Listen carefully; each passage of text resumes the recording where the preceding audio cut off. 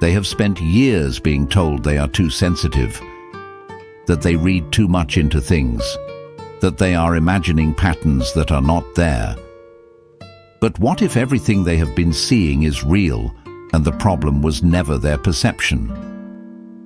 It was that no one ever taught them what to do with what they know.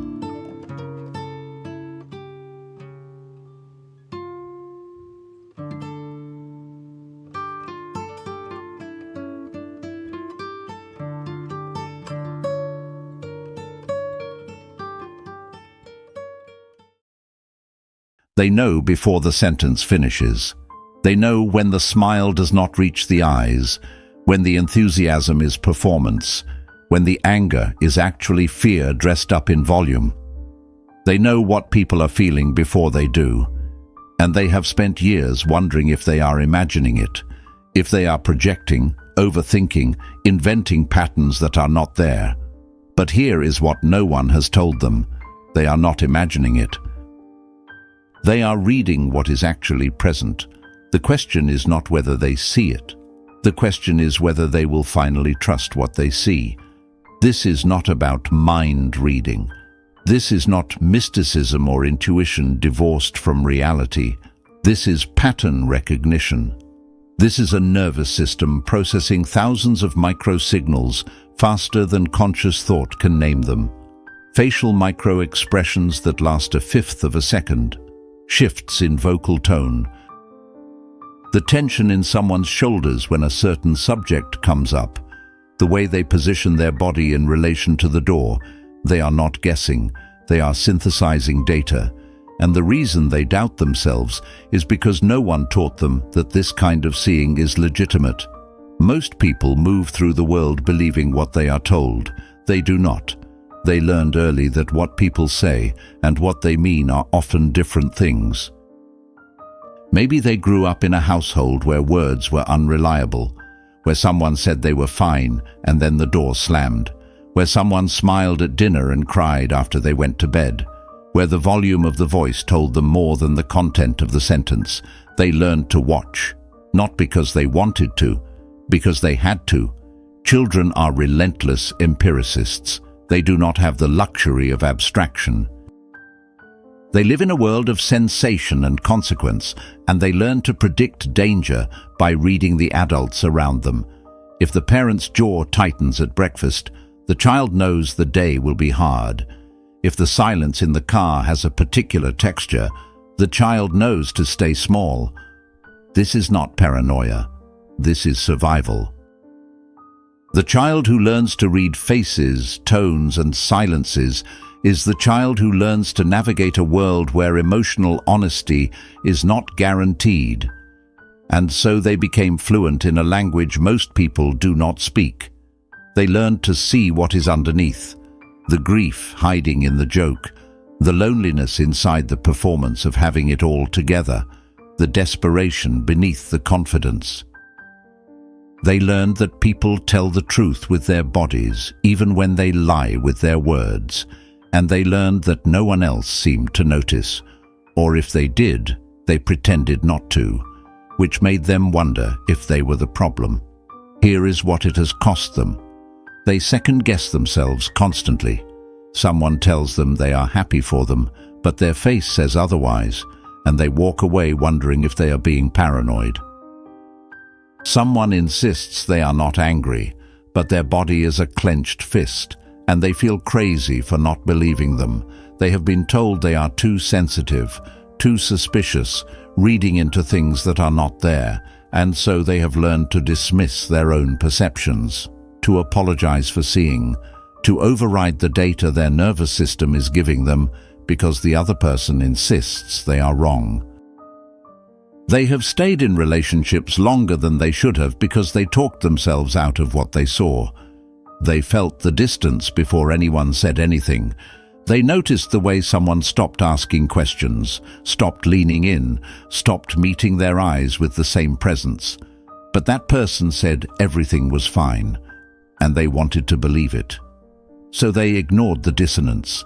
They told themselves they were overthinking. They gaslit themselves into staying. Or they have walked into rooms and known immediately that something is wrong, but no one else seems to register it. The tension is so thick they can barely breathe, but everyone is smiling, making small talk, pretending. And they stand there wondering if they are losing their mind. Because if they are the only one who feels it, maybe it is not real. Maybe they are manufacturing problems. Maybe they are the problem. This is the cost of seeing clearly in a world that prefers performance. They are always translating, always aware of the gap between what is said and what is true, and they are exhausted from doubting the one thing they have always been right about. Here is the turning point. It is not dramatic. It is quiet. It happens the first time they trust their read of someone, and they are proven right. Not because they confronted anyone, not because someone confessed, but because time revealed what they already knew. The friend who insisted they were fine eventually falls apart and admits they have been struggling for months. The partner who swore nothing was wrong eventually leaves. The colleague who seemed threatened by them later sabotages their work, and in that moment they realize they were not imagining it. They saw it. They always see it, and once they stop dismissing their perceptions, everything shifts. They stop apologizing for knowing. They stop asking for permission to trust themselves.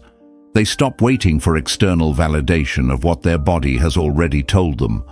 They begin to understand that this is not a flaw. This is not overthinking. This is clarity.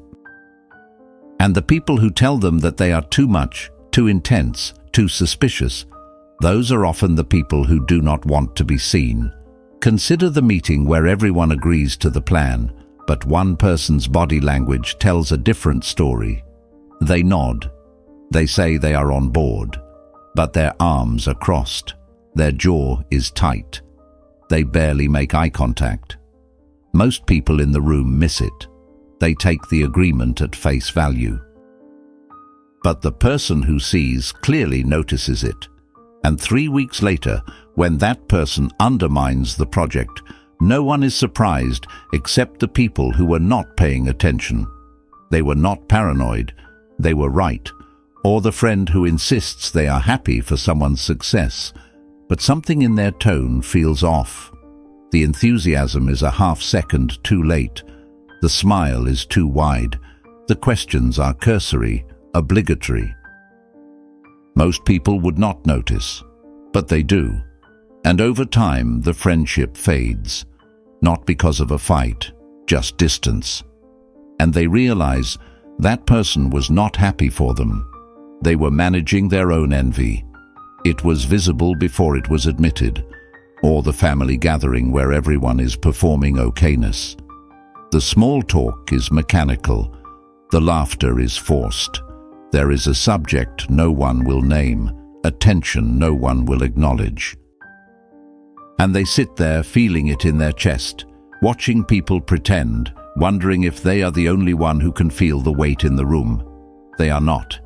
They are just the only one willing to notice. This is what it means to see clearly. It is not magic. It is attention. It is the willingness to notice what is actually happening instead of what people say is happening. And it is the refusal to ignore the dissonance. Here is what they need to hear. Their perceptions are not pathology, they are data.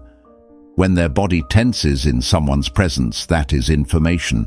When they feel uneasy after a conversation that seemed perfectly fine on the surface, that is information. When they know someone is lying even though they cannot articulate why, that is information. Their nervous system is faster than their thinking mind. It is processing tone, posture, microexpressions, patterns of behavior, inconsistencies between words and affect. It is doing what it was built to do: assess safety, detect threat, recognize incongruence. The reason they doubt themselves is not because they are wrong. It is because they have been trained to prioritize other people's narratives over their own experience.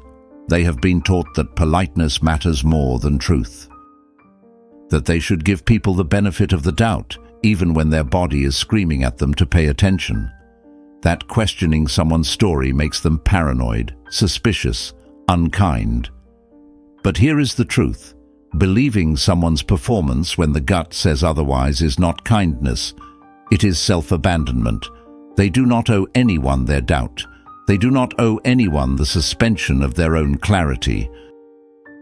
If someone is angry and tells them they are fine, they are allowed to trust the anger, not the words. If someone is distant and insists nothing is wrong, they are allowed to trust the distance. If someone's behavior does not match their explanation, they are allowed to trust the behavior. They are not required to gaslight themselves into comfort. And here is the other side of it. When they stop doubting what they see, they stop wasting time.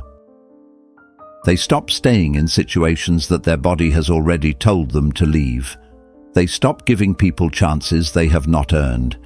They stop interpreting withdrawal as temporary distance and recognizing it for what it is, a decision.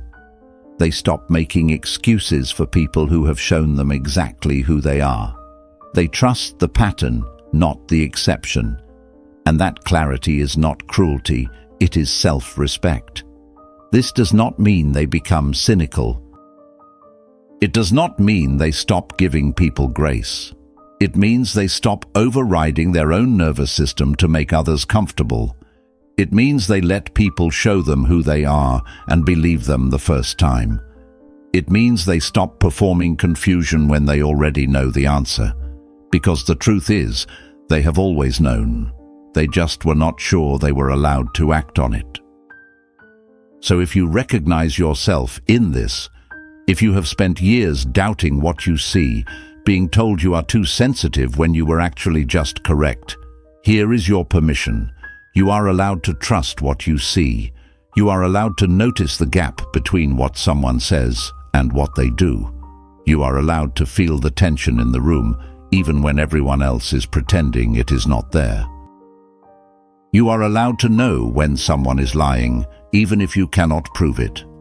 You are allowed to walk away from people whose words do not match their energy. You are allowed to stop explaining yourself to people who are determined to misunderstand you. You are not too much. You are not paranoid. You are not imagining it.